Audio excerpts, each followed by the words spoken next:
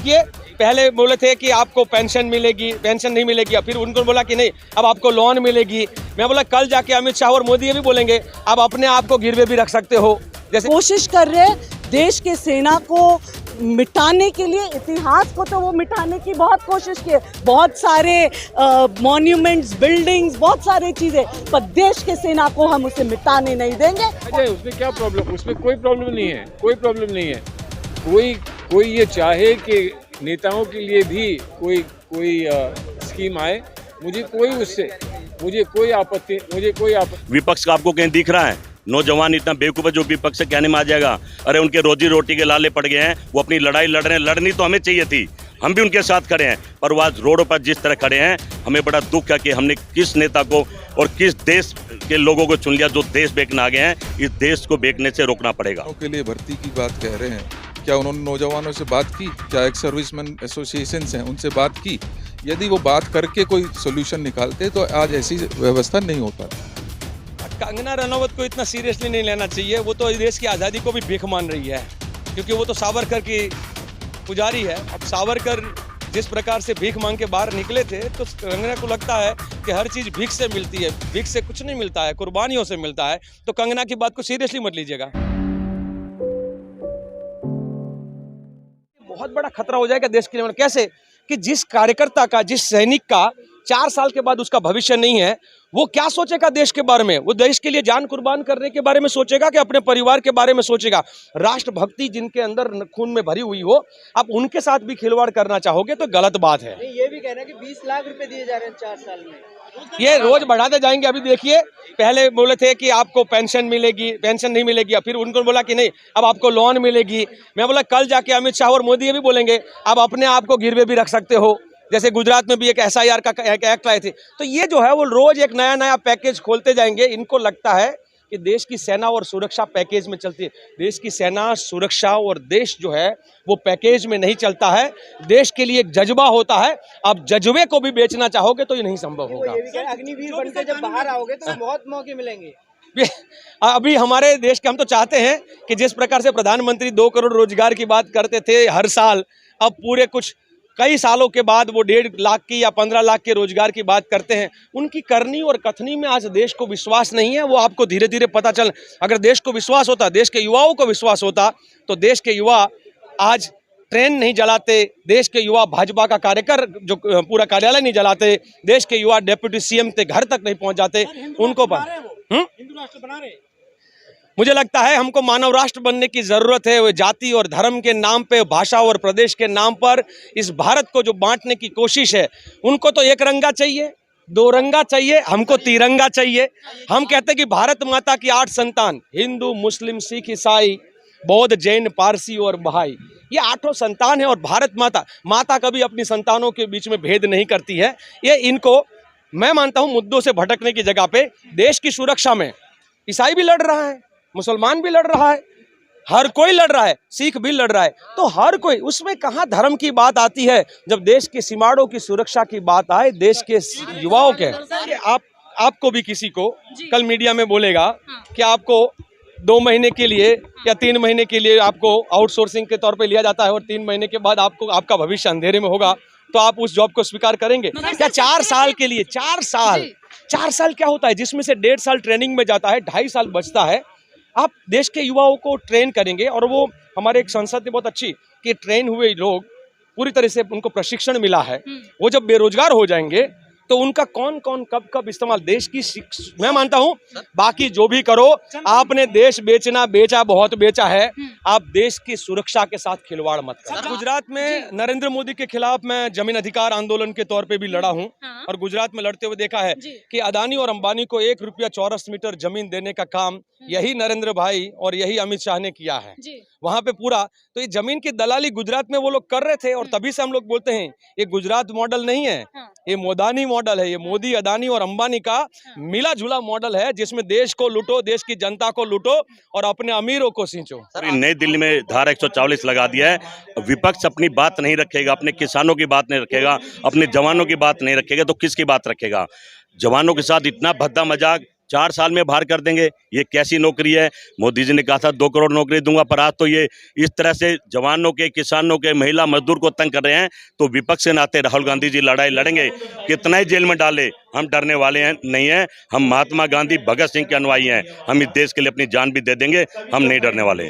विपक्ष का आपको कहीं दिख रहा है? नौजवान इतना बेवकूफ है जो विपक्ष से कहने में आ जाएगा अरे उनके रोजी रोटी के लाले पड़ गए हैं, वो अपनी लड़ाई लड़ रहे हैं। लड़नी तो हमें चाहिए थी, हम भी उनके साथ खड़े हैं, पर वो आज रोडों पर जिस तरह खड़े हैं, हमें बड़ा दुख है कि हमने किस नेता को और किस देश के लोगों को चुन लिया जो देश बेचने आ गए हैं। इस देश को बेचने से रोकना पड़ेगा। एक आवाज में हमने यही मांग रखा है कि अग्निपथ स्कीम जो है वो इस सरकार वापस ले।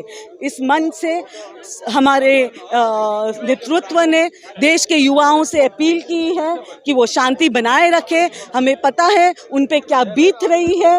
उनकी आवाज़, कांग्रेस पार्टी देश के युवाओं की आवाज़ बन के रहेगी। देश आज़ाद देश है, इस देश को आज़ादी दिलाने के लिए कांग्रेस पार्टी और कांग्रेस पार्टी के नेतृत्व ने बहुत योगदान दी। अब जो सेना की भर्ती में जो भाजपा सरकार इसमें जो वो एक कोशिश कर रहे हैं देश के सेना को मिटाने के लिए, इतिहास को तो वो मिटाने की बहुत कोशिश की है, बहुत सारे मॉन्यूमेंट्स, बिल्डिंग्स, बहुत सारे चीज़ें, पर देश के सेना को हम उसे मिटाने नहीं देंगे और ये स्कीम उनको वापस लेके रहना होगा। बीजेपी इसके फायदे गिनवा रही है।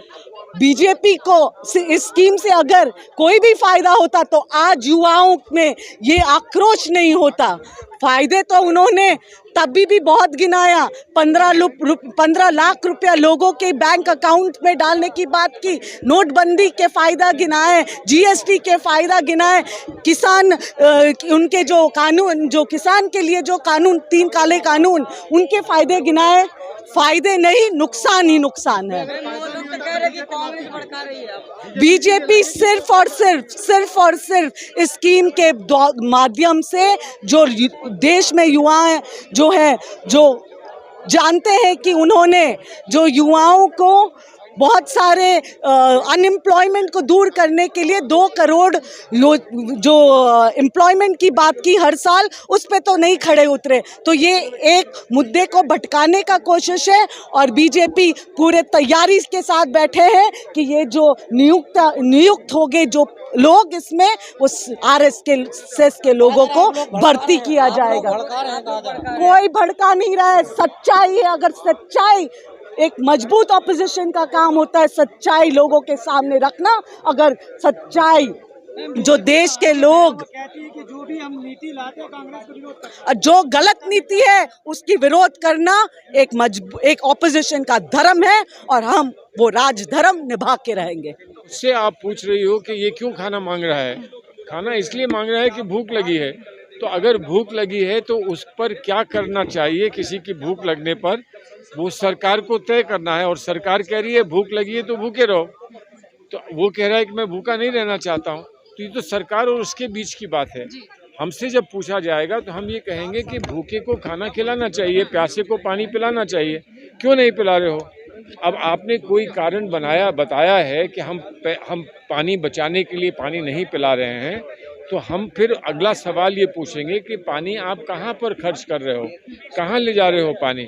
अपने महलों में अगर पानी पीते हो, रखते हो, ठंडा करते हो, तो इन नौजवानों को क्यों नहीं मिल रहा है पानी? हम ये सवाल पूछते हैं। सर, देश का युवा हमेशा रोजगार की बात करता है कि हमें रोजगार चाहिए, तो रोजगार तो मिल रहा है ना? कहाँ मिल रहा है? सर, 17 से 21 साल की उम्र में तो वैसे युवा कुछ नहीं करता। नहीं, कहीं ना कहीं अरे नहीं नहीं करता है तो इसका मतलब है पहले मैं आपको भूखा रखूं, फिर एक निवाला दे के दूं। अब खाना तो मिल रहा है ना, ऐसे तो नहीं हो सकता। आप अगर नहीं किसी को खाना खिला सकते हो तो सरकार छोड़ दो। किसने कहा था? किसी हकीम ने कहा था कि सरकार में रहना है? अगर तुमसे सरकार का काम नहीं होता तो सरकार छोड़ दो, दूसरों को करने दो। आश्वासन दे रही है आरक्षण का, तो आरक्षण देना क्या एक स्टेप अपने हुआ? नहीं, कहाँ आरक्षण का दे रही है? 10% आरक्षण की बात। आरक्षण 10% की दे रही है ना, तो 10% देगी तो 90% को क्या होगा? 25% हो जाएंगे सर। तो वो कहाँ होगा? 90% कहाँ जाएंगे? 10% आपस में बंटवारा करने के लिए, और जो 10% को मिलेगा वो कौन होगा उन्हें तो नहीं मालूम, आज किसी को नहीं मालूम। आज तो अंधे होकर आंख पर पट्टी बांधकर आप अंदर चले जाएं, अग्निपथ पर चल पड़ें और जल जाएं तो जल जाएं, जो बच जाए वो बच जाए। युवा कह रहे हैं कि अग्निवीर की तरह नेता वीर भी जो है स्कीम आनी चाहिए, क्या कहेंगे? आ जाए उसमें क्या प्रॉब्लम, उसमें कोई प्रॉब्लम नहीं है, कोई प्रॉब्लम नहीं है।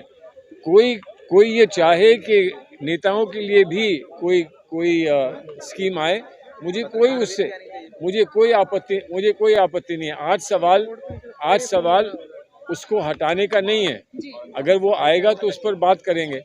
आज नौजवानों को पेंशन देने का है और नौजवानों को 15 साल 16 साल का रोजगार फौज में देने का है सम्मान के साथ। ये है सब प्रश्न।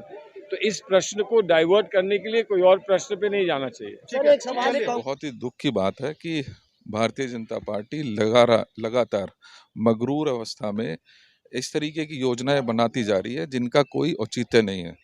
आज इस तरीके से कॉन्ट्रैक्चुअल लेबर की तरह से देश के जवानों को भर्ती करने की योजना लागू करने की कोशिश है।